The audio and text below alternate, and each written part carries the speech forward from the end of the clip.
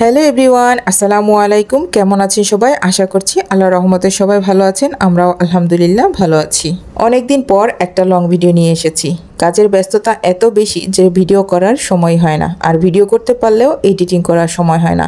তারপরেও অনেক ব্যস্ততার মাঝে আজকে একটা লং ভিডিও নিয়ে এসেছি। আশা করছি পুরো ভিডিওটা দেখলে আপনাদের অবশ্যই ভালো লাগবে। এখানে একদম হালকা বেগুনি কালারের একটা পাঞ্জাবি নিয়েছি। পাঞ্জাবিটা ছিল আড়ং কটন পাঞ্জাবি, আর এই পাঞ্জাবিটার সাইজ ছিল 42 সাইজ। এই রকমের পাঞ্জাবিতে এর আগেও কাজ করি, তবে এই ডিজাইনটা কিন্তু এর আগে কখনো করিনি। আজকেই নতুন এই ডিজাইনটা করেছি। আশা করছি ডিজাইনটা আপনাদের অবশ্যই ভালো লাগবে। একদম সিম্পলভাবে ডিজাইনটা করেছি, কিন্তু দেখতে অনেক সুন্দর হয়েছে। একদম সিম্পলের মধ্যে করেছি, এজন্য সময়টাও কম লেগেছে, আর কাজটাও অনেক সুন্দর হয়েছে। প্রথমে একটা 0 সাইজের তুলি দিয়ে এভাবে 4 কোণা ঘর করে নিয়েছি 4টা। এই 4 কোণা ঘরগুলো একই মাপের করেছি। হয়তো ক্যামেরার অ্যাঙ্গেলের কারণে ছোট বড় বা চিকন মোটা মনে হচ্ছে, তবে 4টা ঘরই কিন্তু একই সাইজের ছিল। এর উপর ছোট ছোট ফুল এঁকে নিব।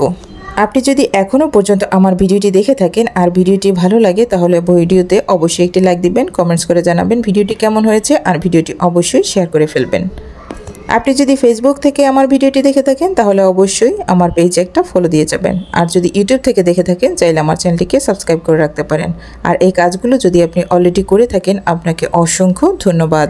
এখানে হোয়াইট কালার দিয়ে আমি ডেজি ফুলগুলো এঁকে নিচ্ছি। এই ডেজি ফুলগুলো কিন্তু যে কোনো কালারের যে কোনো কাপড়ে খুব সুন্দর ফুটে ওঠে। এটা দেখতে কিন্তু অনেক সুন্দর লাগে, আবার এটা করাটাও অনেক সহজ। আপনি যদি তুলিটাকে একটু টেকনিক্যালি ধরে করতে পারেন, তাহলে খুব কম সময়ের মধ্যেই এই ডেইজি ফুলটা পেন্টিং করতে পারবেন। আপনি অবশ্যই এটা দেখে ট্রাই করবেন। আশা করি একবারই আপনি পেরে যাবেন। আর যদি একবারে না পারেন, তাহলে বারবার ট্রাই করবেন। দেখবেন খুব সহজেই এই ডেইজি ফুলটা আপনি পেন্টিং করতে পারছেন। ডেইজি ফুলগুলো এঁকে নিয়েছি, এখন লতা পাতাগুলো এঁকে নেওয়ার পালা।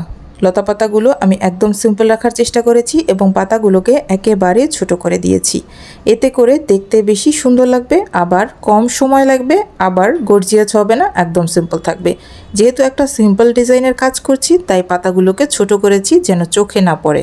লতা পাতাগুলো একদম ফাঁকা ফাঁকা করে দিয়েছি, যেন একদম ভরপুর মনে না হয়, একদম গ্যাদারিং না হয়। যেহেতু সিম্পল ডিজাইন ছিল, এজন্য একদম ফাঁকা ফাঁকা করে অল্প অল্প করে পাতা দিয়েছি, আর সামান্য কিছু লতা দিয়েছি। আমার কাছে মনে হয় পাঞ্জাবির কাজটা যত সিম্পল রাখা যায় তত সুন্দর লাগে। তবে সবার ডিমান্ড সমান থাকে না। কেউ কেউ একদম সিম্পল ডিজাইন পছন্দ করে, আবার কেউ কেউ ডিমান্ড করে একদম গর্জিয়াসভাবে কাজ করার। এজন্য কাস্টমার যখন যেভাবে ডিমান্ড করে, যেভাবে ডিজাইন চাই, সেভাবেই করে দিতে হয়। সেটা সুন্দর লাগুক কিংবা না লাগুক। তবে আমি সবসময় ট্রাই করি পাঞ্জাবিগুলো একদম সিম্পল রাখার, এতে করে দেখতে অনেক বেশি সুন্দর লাগে।